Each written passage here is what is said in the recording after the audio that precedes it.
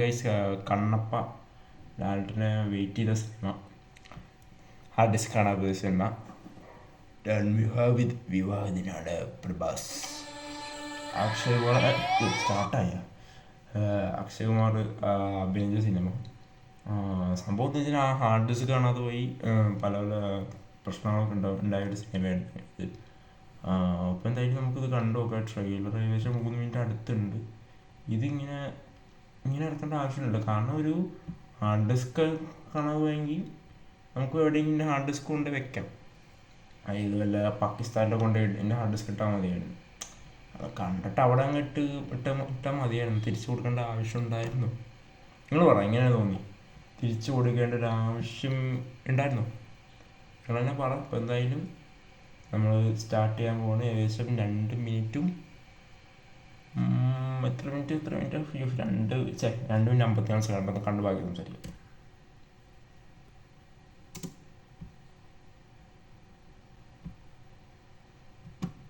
Play ആവാത്ത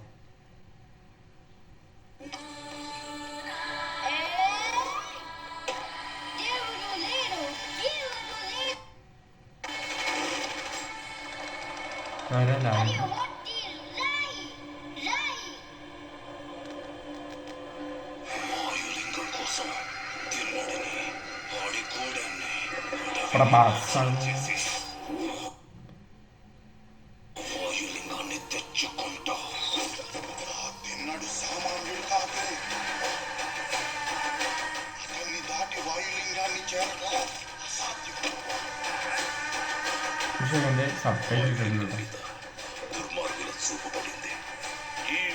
ఇది ఓపడదు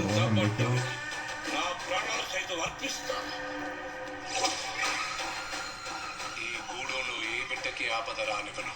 ఇది నా ఆన, తిన్నడి ఆన.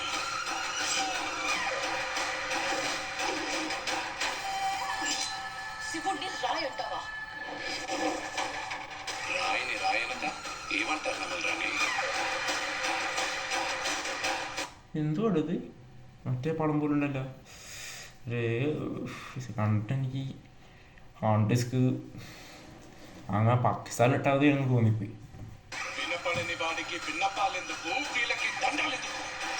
దేవతని ధిక్కరించేవాడికి, పెద్దల మాటకు విలువ ఇవ్వడానికి ఈ గూడెంలో చోటు. బాంబూ బాయ్స్ 3.0 రాయి తీసుకెళ్లి అడవిలో పడేస్తే కానీ నీకు పిచ్చి తగ్గదు. తప్పు మామ, అలా అనకూడదు. നല്ല മ്യൂസിക്, നല്ല വിഷ്വൽ. പക്ഷെ എന്താ പ്രശ്നം, പണം പോക്കാം. കണ്ടിട്ട് അങ്ങനെ തോന്നുന്നു എനിക്ക്.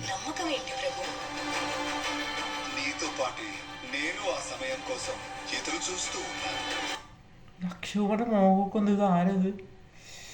അയ്യോ, മറ്റൊരു നടനുണ്ടല്ലോ. നല്ല വിഷ്വൽ, പക്ഷേ ഇതൊക്കെ കൊള്ളാം.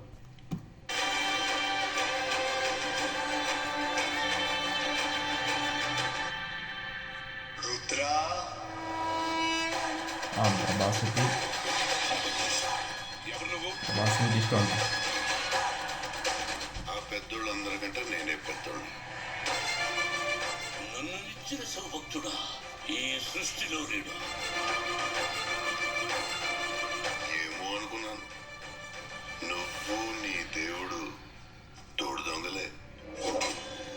లాలేంటి శివయ్య అని మనసారా పిలు. అది జన్మలో జరగదు. ఓ సంతటోడివా? వెలివిచ్చలో నీకన్నా గొప్పవాడ లుక్కగా వాడాలి. అతని బొట్టని వెళ్ళి తెప్పొట్టించింది నువ్వే కదా. వెళ్ళబోయా, వెళ్ళి నేనింక నిన్ను వదలను. ఇది నా ఆన, తిన్నడి ఆన. శివలీల.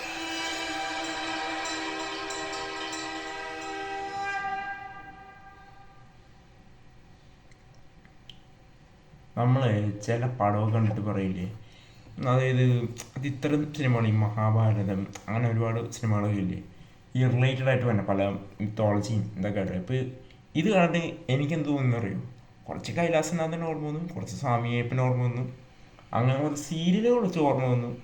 ഇതിൻ്റെ എല്ലാം വിഷ്വൽ ഒരേപോലെ ആക്കി വെച്ച് നമ്മളൊരു ഒരു എന്താ ഒരു അവിയൽ തെറ്റിക്കാനുള്ള പരിപാടിയാണെന്ന് തോന്നുന്നു. എനിക്കറിയത്തില്ല എന്തോ എനിക്കിത് ഇഷ്ടമാകുന്നില്ല കണ്ടിട്ട്, സീരിയസ്ലി പറയാമല്ലോ. അത് ലാലേട്ടൻ അങ്ങനെ ആയതുകൊണ്ടോ അല്ലെങ്കിൽ ഒരു ഇൻഡിവിജ്വൽ സിനിമയായിട്ട് നോക്കുമ്പോൾ പോലും നമുക്കത് അത്ര ഇഷ്ടമാവില്ല. അങ്ങനെ തോന്നിപ്പോകുന്നത് നമ്മൾ സാധാരണ പറയില്ലേ, ഇത് പരസ്യം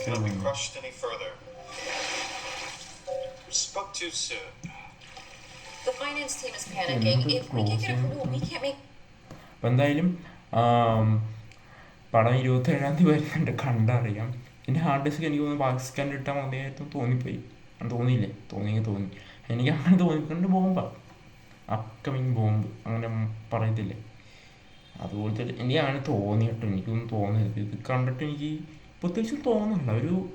ഒരു സ്പൂഫ് എടുത്ത് വെച്ചിട്ടുണ്ട്, ശരിക്കും പറയാം. ഒരു സ്പൂഫ് എടുത്ത് ഇത് ഇന്ത്യൻ സിനിമയൊക്കെ എടുക്കണമെങ്കിൽ നല്ല മറ്റേ നാഗേഷിനൊക്കെ ഇല്ലേ, കൽക്കൊക്കെ എടുത്ത പുള്ളിയൊക്കെ വേണം ഇങ്ങനത്തെ സിനിമയൊക്കെ എടുക്കണമെങ്കിൽ. അല്ലാതെ ഇവനെ കൊണ്ട് ഇയാളെ കൊണ്ട് പറ്റുമോ, അണ്ടർസ്റ്റാൻഡ് ചെയ്യാൻ പറ്റും ചിലപ്പം.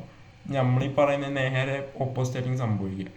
അപ്പോൾ ചില പടങ്ങളിലേക്ക് അവസ്ഥയൊക്കെ അങ്ങനെയൊക്കെ തന്നെയാണ്.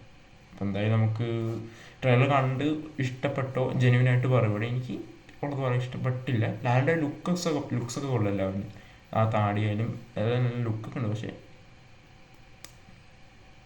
ഒന്നും തോന്നണ്ട. ശരി എന്നാൽ.